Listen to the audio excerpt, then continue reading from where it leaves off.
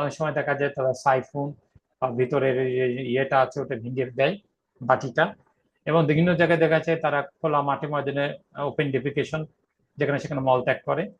এবং যার ফলে অনেক সময় দেখা যায় যে ঝুলন্ত পায়খানা থাকে যেগুলো ওয়াটার কন্টামিনেশন থাকে, অর্থাৎ পানি যে জলাশয়ের সঙ্গে সম্পৃক্ত থাকে, কারণ তাদের বর্জ্যবত ওখানে এক্সপোজ হয়। পোর হাইজিন প্র্যাকটিস, অর্থাৎ স্বাস্থ্যসম্মত অভ্যাস যে হাত ধোয়ার যে প্র্যাকটিস সেটা ঠিক মতো থাকে না। ব্যাড ডিজাইন কনস্ট্রাকশন কোয়ালিটি, ওই যে টয়লেটটা ছিল সেটা হয়তো রেজিলেন্ট, ক্লাইমেট রেজিলেন্ট ফ্রেন্ডলি নয়, হচ্ছে ঝড় ভেঙে যেতে পারে, অর্থাৎ ঝড়ো বাতাসে উড়ে যেতে পারে।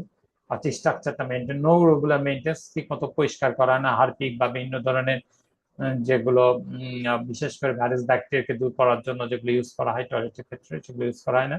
Lacking access of safe toilet, নিরাপদ পায়খানার ব্যবহারের খুবই মানে অভাব রয়েছে।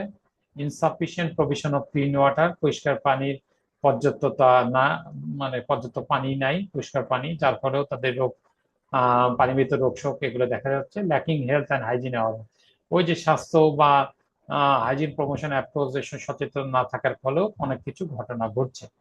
Lacking technical knowledge and capability, মানে কিভাবে এই যে নিরাপদ পায়খানা তৈরি করতে হয়, হয়তো সেইভাবে রাজমিস্ত্রি বা এখনকার এলাকার লোকজনের সে ধরনের জ্ঞান নাই।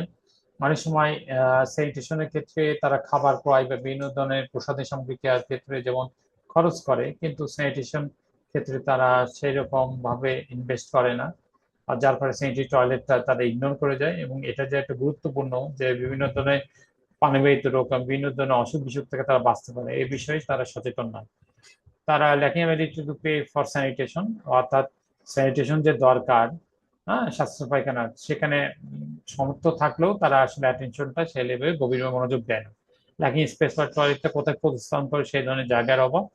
পোর এডুকেশন সিস্টেম, অর্থাৎ তাদেরকে যে নলেজ সার্টিফিকেট প্র্যাকটিস ক্যাপ সিস্টেমের মাধ্যমে তাদের এডুকেশন, অর্থাৎ আইসিবিসি ম্যাটারের মাধ্যমে তাদেরকে আরো বিভিন্নভাবে তথ্য শেয়ার করতে হবে সে বিষয়ে সচেতনতার অভাব। আমরা যদি রিসার্চ হাইপোথিসিস দেখি, আমরা জানি বিভিন্ন হাইপোথিস থাকে, নাল হবে অল্টারনেটিভ হাইপোথিসিস। হাইপোথিসিস অবশ্যই স্পেসিফিক করতে হবে, যেটা টেস্টেবল থাকবে, যে প্রিডিকশন করা যায়, শুধু expect to happen in your study. Null hypothesis যদি দেখি যে একটা নিউ ট্রিটমেন্ট বা নতুন কিছু রোগের ক্ষেত্রে, আমরা যেমন কোভিড প্যানিকের সময় আমরা এই ধরনের নাল হাইপোথিসিস দেখেছি, যেখানে কোনো ডিফারেন্স থাকবে না বিটুইন দ্য নিউটন এর কনভেনশনাল, আগে যে পূর্বে যেত ছিল নতুনের মধ্যে কোনো ডিফারেন্স থাকবে না, অর্থাৎ কোনো পার্থক্য থাকবে না, দুটাই পরিচালিত হতে পারে। আর অল্টারনেটিভ হাইপোথিসিস হলো নিউ ট্রিটমেন্টের স্টাডিতে হবে, কিন্তু অল্টারনেটিভ হাইপোথিসিস যেটা নিচ্ছে অবশ্যই ডিফারেন্স থাকবে from new treatment and conventional, অর্থাৎ পুরোনোটা নাও কাজ করতে পারে, নতুনটাও হয়তো কাজ করে, নতুনটা ফেলার মারতে পারে, পুরোনোটাও আবার কাজ করতে পারে।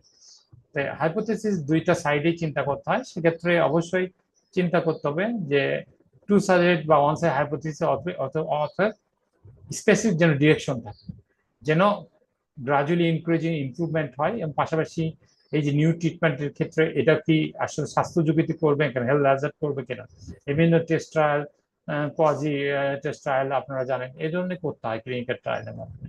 অর্থাৎ কোভিড প্যান্ডেমিকের যে ফাইনাল ভ্যাকসিনটা আসলো এটা কিন্তু বিভিন্ন দেশ থেকে হচ্ছিল, বিশেষ করে রাশিয়া, চায়না এবং ইউএসএ থেকে বিভিন্ন ধরনের, তারপর টেস্ট ট্রায়ালের মাধ্যমে পরবর্তীতে আমরা এই ভ্যাকসিনটা পেয়ে দিই। ধন্যবাদ সকলকে মনোযোগ সহকারে দেখার জন্য।